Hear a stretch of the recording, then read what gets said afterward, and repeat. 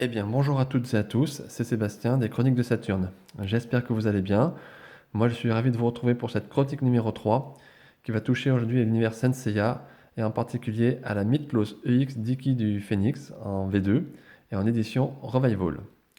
Alors, qui dit édition Revival dit tout simplement une réédition d'une figurine. Une figurine déjà sortie il y a quelques années. Dans notre cas, la figurine est déjà sortie en 2012. Ce qu'il faut savoir, c'est que dans 99% des cas, les figurines qui sont sorties déjà en édition Revival, eh bien, il y a toujours un bonus.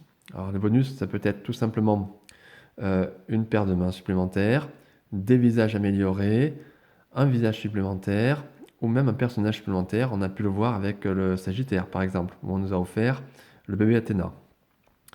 Alors, je dis dans 99% des cas, car il y reste 1%, et le 1% il est là, en face de vous, eh bien, il n'y a aucun bonus. Il n'y a rien à ajouter. Même pire que ça, Bandai a enlevé du contenu. Alors, je vais vous montrer directement, sans ouvrir les boîtes, qu'il y a du contenu en moins. Donc ça, c'est l'édition Revival 2021. Et j'ai l'édition également 2012. Et alors, quand on regarde la taille des boîtes, hop là, regardez. Voilà. C'est flagrant, hein.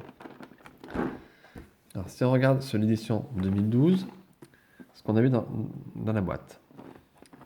Donc, on avait l'armure du Phénix, qui est ici représentée sur le socle. Là, on a Iki en armure de combat. Et ici, en pose neutre. Les visages qui sont offerts dans la boîte. Et également, ici, ce qu'on appelle l'armure broken. L'armure broken, c'était le petit bonus qui était offert avec ces figurines. Et ça veut dire que l'armure, en fait, c'est une représentation de l'armure défoncée par les différents coups, en fait. Voilà.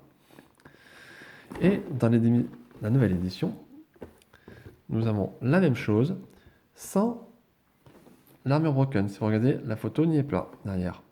Donc ça veut dire qu'ici, Bandai a bien enlevé cette armure broken. Pour quelle raison? Je n'en sais rien. C'est dommage, c'est quand même regrettable. Moi, sur un plan personnel, l'armure broken, je m'en fous parce que je ne l'utilisais pas, ni pour exposer ma figurine. Mais je trouve que c'est quand même dommage, ça peut intéresser certaines personnes, et c'est regrettable qu'on enlève du contenu. Voilà. Justement, si on fait une revival, c'est pour une amélioration et pour apporter un plus. Donc au moins déjà laisser ce qu'il y avait déjà à l'intérieur. Donc ce n'est pas le cas. C'est dommage. Sachez qu'en termes de coût, alors la version 2012 est aujourd'hui très difficilement trouvable. Si vous arrivez à vous la procurer, vous allez pouvoir l'avoir à peu près à 150 à 200 euros, ce qui est déjà très énorme. Et pour la version Revival, alors vous allez la trouver beaucoup plus facilement. On peut la trouver encore à 90, entre 90 et 100 euros. Voilà. Donc ça reste un prix beaucoup plus abordable, mais c'est encore un budget quand même très fort pour une figurine et pour un jouet. Voilà. Donc, sachez que pour des raisons de praticité, j'ai déjà ouvert les blisters, j'ai monté la figurine. Voilà, je préfère le faire tranquillement à tête reposée en dehors de la caméra. Donc là, ce que je vais faire, je vais vous montrer les différents visages qui sont dans la boîte. Et ensuite, je vous montrerai la figurine, tout simplement, et je vous dirai ce que j'en pense. Voilà, allez, à tout de suite. Et donc, on se retrouve pour que je vous montre les visages, en fait, qui sont fournis dans la boîte. Alors, nous avons ici Iki un visage avec les dents serrées, qui est très très très bien réalisé. Regardez-moi ça. Il est magnifique, hein. Nous avons également Iki, donc, avec les yeux fermés, en pleine concentration, prêt à lancer son attaque. Superbe, vraiment une très belle réalisation. Et également, si vous voulez faire une pause d'attaque, vous avez Iki avec le visage, la bouche ouverte, en faisant son attaque, justement. Parfait. Alors sachez que ces visages, il n'y a aucune amélioration avec l'édition 2012. C'est exactement les mêmes que ce qu'on avait sur cette édition-là. Alors tout à l'heure dans la présentation des boîtes, j'ai oublié de vous montrer qu'on avait aussi une notice. Mais ça c'est quelque chose de très classique dans les mythos, donc rien de particulier, hein. Je vous la montre. On voit que le personnage va être facile à monter. différentes pièces. Et pour les personnes qui font le socle, vous avez une petite notice également. Toujours un petit peu plus compliqué, je trouve. Bon. Avec les éditions Revival également, nous avons cette petite carte. Alors, c'est un petit bonus que toutes les éditions Revival ont. Alors, c'est une petite carte qui montre le personnage dans son armure avec le socle à côté. Et ça nous montre quelle pièce correspond à l'armure sur le personnage et sur l'armure. Voilà. Donc, ça n'apporte absolument rien du tout. C'est un petit bonus qui est sympa. J'aime bien. Bon, ça coûte rien.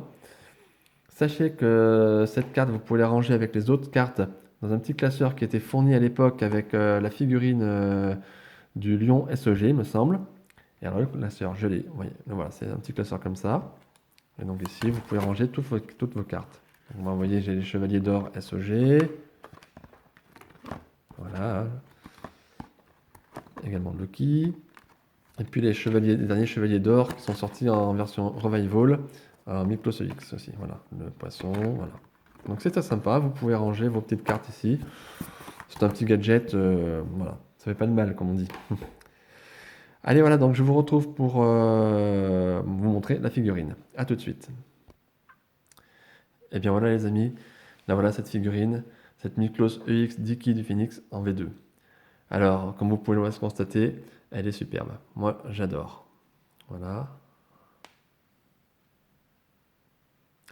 Alors, qu'est-ce que je peux vous dire? Déjà, par rapport donc à la version initiale, ce qui est le plus frappant, c'est la figurine en elle-même, qui est beaucoup plus rigide. Elle ne fait pas le grand écart. Alors, c'était le cas avec la première édition, en tout cas sur mon exemplaire. Et là, il y a une très bonne rigidité. Bandai a corrigé le tir, et c'est quelque chose de superbe. Après, en termes d'armure, l'armure, donc, il n'y a pas de grand changement. Il y a ici une nuance bleutée qui est peut-être un petit peu moins prononcée que sur l'édition originale. Alors, est-ce que c'est parce qu'il y a un peu moins de peinture ou pas? Je ne sais pas, c'est possible. Mais c'est très très léger. La qualité des pièces est très bonne. Je n'ai pas de défaut particulier. Voici, regardez le visage également en neutre, avec le casque. Moi, j'adore. Donc, elle est très belle. Très facile à monter. Très peu de pièces, bien sûr, sur l'armure. C'est une V2, donc il n'y a pas beaucoup de pièces. Rien à voir avec un chevalier d'or ou quoi que ce soit. La figurine est stable. Donc, elle a les mêmes qualités, hein, je veux dire, mais aussi les mêmes défauts. Alors, les défauts que j'ai eu, moi, c'est les genouillères, ici. Ici, elles ne tiennent absolument pas. Dès que vous manipulez la figurine, ça tombe un petit peu. Et alors, le pire du pire, c'est la boucle de ceinture qui n'arrête pas de sauter. Je ne comprends pas, Bandai n'a pas corrigé le système d'attache de cette boucle de ceinture, et du coup ça a tendance à sauter, et c'est même pire que dans la version originale, hein, en fait. Donc c'est un petit peu dommage. C'est une revival, donc comme je disais tout à l'heure, il faut qu'il y ait un progrès. Finalement, on a un produit qui est identique à 98%.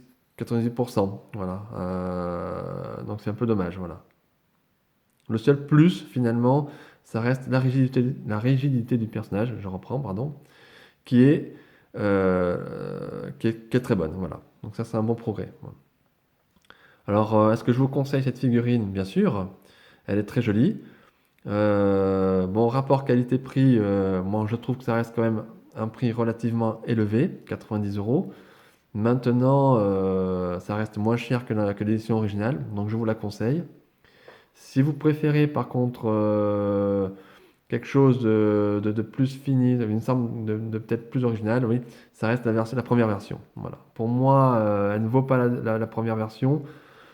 Ce qu'il faudrait, c'est la figurine de la Revival et l'armure de l'original. Voilà. Mais ça reste un très bon produit.